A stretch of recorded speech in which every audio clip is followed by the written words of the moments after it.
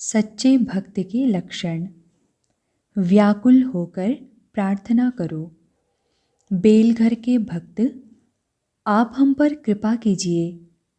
श्री रामकृष्ण। सभी के भीतर वे विद्यमान हैं, परंतु गैस कंपनी में अर्जी दो, तुम्हारे घर के साथ संयोग हो जाएगा।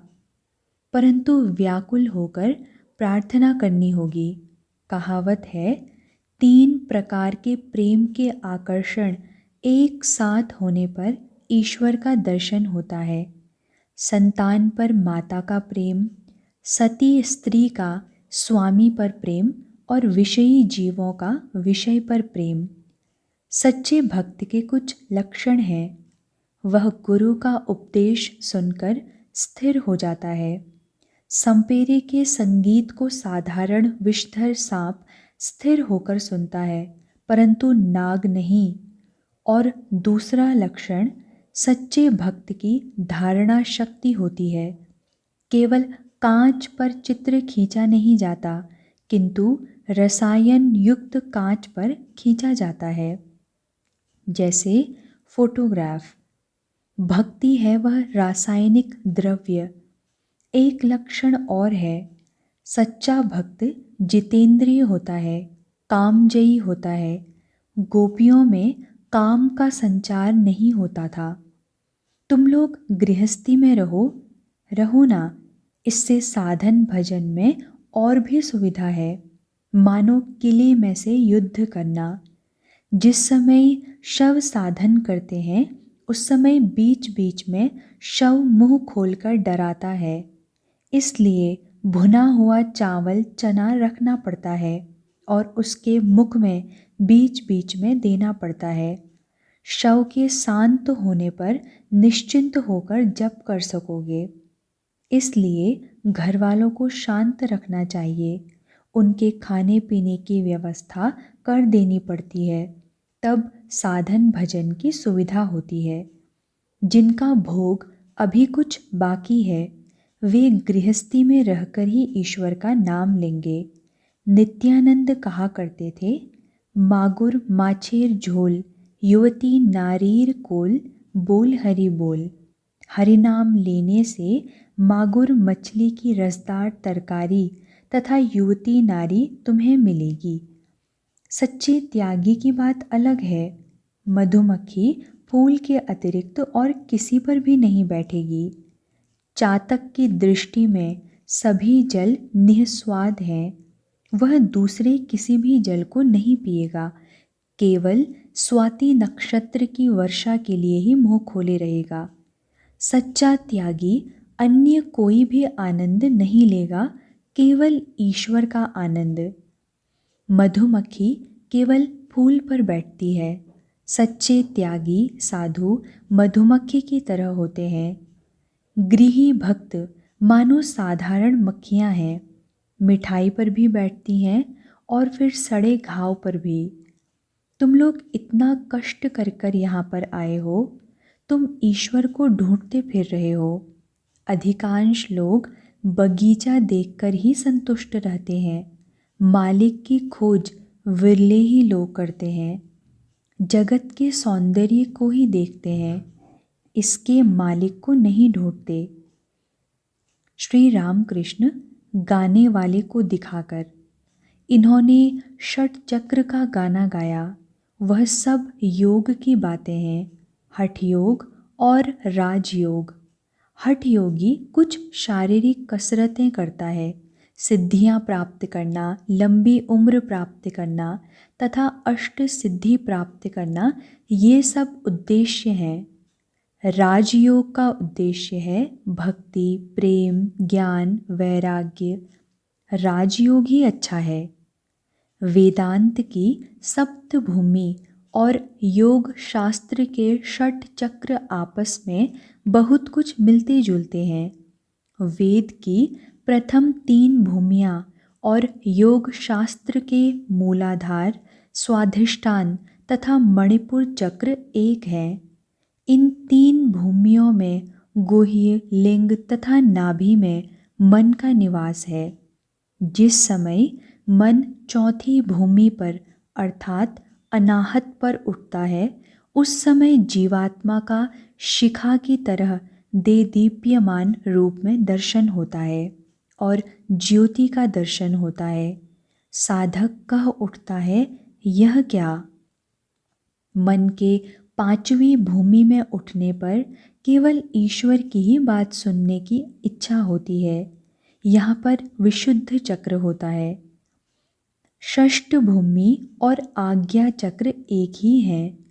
वहाँ पर मन के जाने से ईश्वर का दर्शन होता है, परंतु वह उसी प्रकार होता है जिस प्रकार लालटेन के भीतर रोशनी रहती है, छू नहीं सकते क्योंकि बीच में कांच रहता है।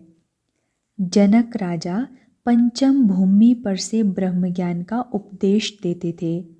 वे कभी पंचम भूमि पर और कभी षष्ठ भूमि पर रहते थे। षट चक्र भेद के बाद सप्तम भूमि है। मन वहाँ जाने पर लीन हो जाता है। जीवात्मा परमात्मा एक हो जाते हैं, समाधि हो जाती है, देह बुद्धि चली जाती है, ब्रह्मज्ञान नहीं रहता, अनेकत्व का बोध नष्ट हो जाता है और विचार बंद हो जाता है। त्रैलंग स्वामी ने कहा था, विचार करते समय ही अनेकता तथा विभिन्नता का बोध होता है। समाधि के बाद अंत में 21 दिन में मृत्यु हो जाती है, परंतु कुंडलिनी न जागने पर चैतन्य प्राप्त नहीं होता। जिसने ईश्वर को प्राप्त किया है उसके कुछ लक्षण हैं। वह बालक की तरह, उन्मत्त की तरह, जड़ की तरह या पिशाच की तरह बन जाता है और उसे सच्चा अनुभव होता है कि मैं यंत्र हूँ और वे यंत्री हैं। वे ही करता हैं और सभी अकर्ता हैं। जिस प्रकार सिखों ने कहा था, पत्ता हिल रहा है वह भी ईश्वर की इच्छा है। राम की इच्छा से ही सब कुछ हो रहा है, यह ज्ञान है। जैसे जुलाहे ने कहा था, राम की इच्छा से ही कपड़े का दाम 1 रुपया 6 आना है। राम की इच्छा से ही डकैती हुई, राम की इच्छा से ही डाकू पकड़े गए, राम की इच्छा से ही पुलिस वाले मुझे ले गए और फिर राम की ही इच्छा से मुझे छोड़ दिया। संध्या निकट थी। श्री रामकृष्ण ने थोड़ा भी विश्राम नहीं किया। भक्तों के साथ लगातार हरि कथा हो रही है। अब मणिरामपुर और बेलघर के तथा अन्य भक्तगण भूमिष्ठ होकर उन्हें प्रणाम कर देवालय में देव दर्शन के बाद अपने अपने स्थानों को लौटने लगे। दक्षिणेश्वर में भक्तों के साथ। महाराज, क्या गृहस्थाश्रम में भगवान का लाभ हो सकता है? श्री रामकृष्ण हंसते हुए, क्यों नहीं हो सकता? कीचड़ में रहने वाली मछली की तरह रहो। वह कीचड़ में रहती है पर उसके शरीर में कीचड़ नहीं लगता। और असती स्त्री की तरह रहो जो घर का सारा काम काज करती है पर उसका मन अपने उपपति की ओर ही रहता है। ईश्वर से मन लगाए रखकर गृहस्थी का सब काम करो, परंतु यह है बड़ा कठिन। मैंने ब्रह्म समाज वालों से कहा था कि जिस कमरे में इमली का अचार और पानी का मटका है, यदि उसी कमरे में सन्नीपात का रोगी भी रहे तो बीमारी किस तरह दूर हो? फिर इमली की याद आते ही मुंह में पानी भर आता है। सन्नीपात का रोगी कहता है कि मैं एक मटका पानी पीऊँगा। बड़ा कठिन है। संसार में बहुत कठिनाइयाँ हैं। जिधर जाओ उधर ही कोई न कोई बला आ खड़ी हो जाती है और निर्जन स्थान न होने के कारण भगवान की चिंता नहीं होती। सोने को गलाकर गहना गड़ाना है तो यदि गलाते समय कोई 10 बार बुलाए तो सोना किस तरह गलेगा? चावल छाँटते समय अकेले बैठकर छाँटना होता है। हर बार चावल हाथ में लेकर देखना पड़ता है कि कैसा साफ हुआ। छाँटते समय यदि कोई 10 बार बुलाए तो अच्छी तरह छाँटना कैसे हो सकता है? एक भक्त: महाराज, फिर उपाय क्या है? श्री राम कृष्ण: उपाय है, यदि तीव्र वैराग्य तो हो सकता है। जिसे मिथ्या समझते हो उसे हठपूर्वक उसी समय त्याग दो। जिस समय मैं बहुत बीमार था, गंगा प्रसाद सेन के पास लोग मुझे ले गए। गंगा प्रसाद ने कहा, यह औषधि खानी पड़ेगी, पर जल नहीं पी सकते। हाँ, अनार का रस पी सकते हो।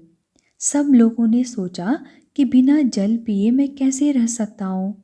मैंने निश्चय किया कि अब जल नहीं पीऊँगा। मैं परमहंस हूँ, मैं बतख थोड़ी ही हूँ। मैं तो राजहंस हूँ, दूध पिया करूँगा। कुछ काल निर्जन में रहना पड़ता है। खेल के समय पाला छू लेने पर फिर भय नहीं रहता। सोना हो जाने पर जहाँ जी चाहे रहो। निर्जन में रहकर यदि भक्ति मिली हो और भगवान मिल चुके हों तो फिर संसार में भी रह सकते हो। इसीलिए तो लड़कों को यहाँ रहने के लिए कहता हूँ, क्योंकि यहाँ थोड़े दिन रहने पर भगवान में भक्ति होगी। उसके बाद सहज ही संसार में जाकर रह सकेंगे। एक भक्त: यदि ईश्वर ही सब कुछ करते हैं तो फिर लोग भला और बुरा, पाप और पुण्य यह सब क्यों कहते हैं? तब तो पाप भी उन्हीं की इच्छा से होता है। राखाल के पिता के ससुर, उनकी इच्छा को हम कैसे समझें? श्री राम कृष्ण: पाप और पुण्य हैं, पर वे स्वयं निर्लिप्त हैं। वायु में सुगंध भी है और दुर्गंध भी, परंतु वायु स्वयं निर्लिप्त है। ईश्वर की सृष्टि ऐसी ही है, भला बुरा, सत असत दोनों हैं। जैसे पेड़ में कोई आम का पेड़ है, कोई कटहल का, कोई किसी और चीज़ का। देखो ना, दुष्ट आदमियों की भी आवश्यकता है। जिस तालुके की प्रजा उद्दंड होती है, वहाँ एक दुष्ट आदमी भेजना पड़ता है, तब कहीं तालुके का ठीक शासन होता है। फिर गृहस्थाश्रम के संबंध में बात चली। श्री राम कृष्ण भक्तों से कहते हैं, बात यह है, संसार करने पर मन की शक्ति का अपव्यय होता है। इस अपव्यय से जो हानि होती है वह तभी पूरी हो सकती है जब कोई संन्यास ले। पिता प्रथम जन्मदाता है, उसके बाद द्वितीय जन्म उपनयन के समय होता है। एक बार फिर जन्म होता है संन्यास के समय। कामिनी और कांचन, यही दो विघ्न हैं। संसार में केवल काम का ही नहीं, क्रोध का भी भय है। कामना के मार्ग में रुकावट होने से ही क्रोध पैदा हो जाता है। मास्टर, भोजन करते समय मेरी थाली से बिल्ली कुछ खाना उठा लेने को बढ़ती है, मैं कुछ नहीं बोल सकता। श्री राम कृष्ण: क्यों? एक बार मारते क्यों नहीं? उसमें क्या दोष है? गृहस्थ को फुफकारना चाहिए, पर विष नहीं उगलना चाहिए। किसी को हानि नहीं पहुंचानी चाहिए, पर शत्रुओं के हाथ से बचने के लिए क्रोध का आभास दिखलाना चाहिए, नहीं तो शत्रु आकर उसे हानि पहुंचाएंगे। पर त्यागी के लिए फुफकारने की भी आवश्यकता नहीं है। एक भक्त: महाराज, संसार में रहकर भगवान को पाना बड़ा ही कठिन देखता हूँ। कितने आदमी ऐसे हो सकते हैं? ऐसा तो कोई देखने में नहीं आता। श्री राम कृष्ण: क्यों नहीं होगा? उधर सुना है कि एक डिप्टी है, बड़ा अच्छा आदमी है, प्रताप सिंह उसका नाम है। दानशीलता, ईश्वर की भक्ति आदि बहुत से गुण उसमें है। मुझे लेने के लिए आदमी भेजा था। ऐसे लोग भी तो हैं। श्री राम कृष्ण: साधना की ही आवश्यकता है। फिर क्यों नहीं होगा? यदि ठीक ठीक विश्वास हो तो अधिक परिश्रम नहीं करना पड़ता। चाहिए गुरु के वचनों पर विश्वास। व्यास देव यमुना के उस पार जाएंगे। इतने में वहाँ गोपियाँ आई। वे भी पार जाएंगी पर नाव नहीं मिलती। गोपियों ने कहा, महाराज अब क्या किया जाए? व्यासदेव ने कहा, अच्छा तुम लोगों को पार किए देता हूँ, पर मुझे बड़ी भूख लगी है, तुम्हारे पास कुछ है? गोपियों के पास दूध, दही, मक्खन आदि था। सब कुछ उन्होंने खाया। गोपियों ने कहा, महाराज अब पार जाने का क्या हुआ? व्यासदेव तब किनारे पर जाकर खड़े हुए और कहने लगे, हे यमुने, यदि आज मैंने कुछ न खाया हो तो तुम्हारा जल 2 भागों में बँट जाए। यह कहते ही जल अलग अलग हो गया। गोपियाँ यह देखकर दंग रह गई। सोचने लगी, इन्होंने अभी अभी तो इतनी चीज़ें खाई हैं, फिर भी कहते हैं यदि आज मैंने कुछ न खाया हो। यदि दृढ़ विश्वास है, मैंने नहीं, हृदय में जो नारायण है उन्होंने खाया है। शंकराचार्य तो ब्रह्मज्ञानी थे, पर पहले उनमें भेद बुद्धि भी थी, वैसा विश्वास नहीं था। चांडाल मांस का बोझ लिए आ रहा था। वे गंगा स्नान करके ही उठे थे कि चांडाल ने स्पर्श कर लिया। कह उठे, अरे तूने मुझे छू लिया। चांडाल ने कहा, महाराज न आपने मुझे छुआ न मैंने आपको। शुद्ध आत्मा न वह शरीर है, न पंचभूत है और न 24 तत्व हैं। तब शंकर को ज्ञान हुआ। जड़ भरत राजा रहुगढ़ की पालकी ले जाते समय जब आत्मज्ञान की बातें करने लगे, तब राजा ने पालकी से नीचे उतरकर कहा, आप कौन हैं? जड़ भरत ने कहा, नेति नेति, मैं शुद्ध आत्मा हूँ। उनका पक्का विश्वास था कि वे शुद्ध आत्मा है। मैं शुद्ध आत्मा हूँ, यह ज्ञानियों का मत है। भक्त कहते हैं यह सब भगवान का ऐश्वर्य है। धनी का ऐश्वर्य न होने से उसे कौन जान सकता है? पर यदि साधक की भक्ति देखकर ईश्वर कहेंगे कि जो मैं हूँ वही तू भी है, तब दूसरी बात है। राजा बैठे हैं, उस समय नौकर यदि सिंहासन पर जाकर बैठ जाए और कहे, राजा जो तुम हो वही मैं हूँ, तो लोग उसे पागल कहेंगे। पर यदि नौकर की सेवा से संतुष्ट होकर राजा एक दिन यह कहे, आजा तू मेरे पास बैठ, इसमें कोई दोष नहीं, जो तू है वही मैं भी हूँ, और तब यदि वह जाकर बैठे तो उसमें कोई दोष नहीं है। एक साधारण जीव का यह कहना कि मैं वही हूँ अच्छा नहीं है। जल की ही तरंग होती है, तरंग का जल थोड़ी ही होता है। बात यह है कि मन स्थिर न होने से योग नहीं होता। तुम चाहे जिस राह से चलो, मन योगी के वश में रहता है, योगी मन के वश में नहीं। मन स्थिर होने पर वायु स्थिर होती है, उससे कुंभक होता है, वह कुंभक भक्ति योग से भी होता है। भक्ति से वायु स्थिर हो जाती है। मेरे निताई मस्त हाथी हैं, मेरे निताई मस्त हाथी हैं, यह कहते कहते जब भाव हो जाता है, तब वह मनुष्य पूरा वाक्य नहीं कह सकता, केवल हाथी है इतना ही कह पाता है। इसके बाद सिर्फ हाँ इतना ही।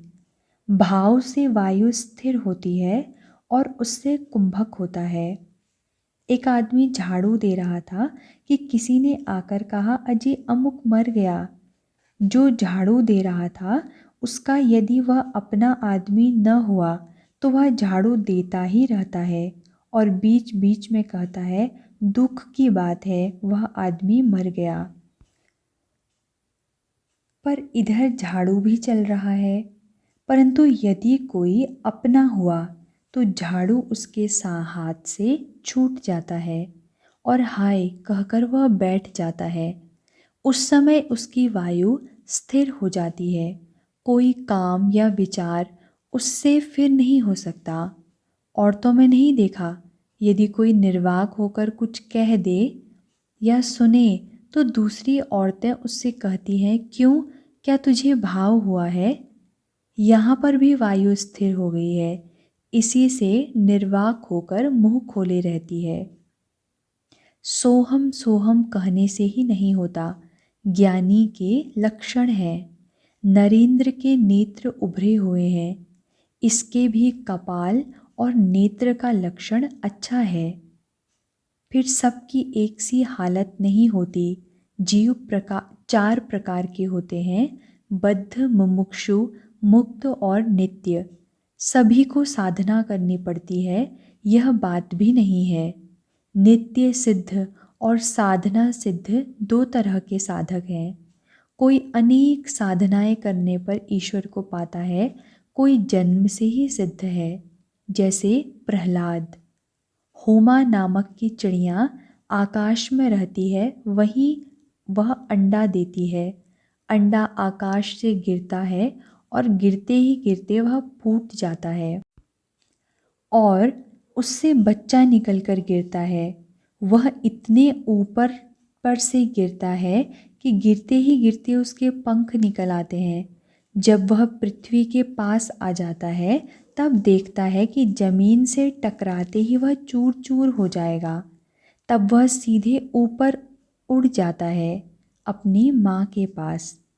प्रहलाद आदि नित्य सिद्ध भक्तों की साधना बाद में होती है, साधना के पहले ही उन्हें ईश्वर का लाभ होता है। जैसे लौकी कुम्हड़े के पहले फल और उसके बाद फूल होता है। नीच वंश में भी यदि नित्य सिद्ध जन्म ले तो वह वही होता है, दूसरा कुछ नहीं होता। चने की मैली जगह में गिरने पर भी चने का ही पेड़ होता है। ईश्वर ने किसी को अधिक शक्ति दी है, किसी को कम। कहीं पर वह दिया जला रहा है और कहीं पर एक मशाल। विद्यासागर की बात से जान लिया कि उनकी बुद्धि की पहुँच कितनी दूर है। जब मैंने शक्ति विशेष की बात कही तब विद्यासागर ने कहा, महाराज, तो क्या ईश्वर ने किसी को अधिक शक्ति दी है और किसी को कम? मैंने भी कहा, फिर क्या, शक्ति की कमी पेशी हुए बिना तुम्हारा इतना नाम क्यों है? तुम्हारी विद्या, तुम्हारी दया, यही सब सुनकर तो हम लोग आए हैं। तुम्हारे कोई तो सींग निकले नहीं। विद्यासागर की इतनी विद्या और इतना नाम होते हुए भी उन्होंने ऐसी कच्ची बात कह दी। बात यह है कि जाल में पहले पहल बड़ी मछलियाँ पड़ती हैं, रोहू, कातल आदि। उसके बाद मछुआ पैर से कीचड़ को घसीट देता है, तब तरह तरह की छोटी छोटी मछलियाँ निकल आती हैं और तुरंत फंस जाती हैं। ईश्वर को न जानने से थोड़ी ही देर में भीतर से छोटी छोटी मछलियाँ अर्थात कच्ची बातें निकल पड़ती हैं। केवल पंडित होने से क्या होगा?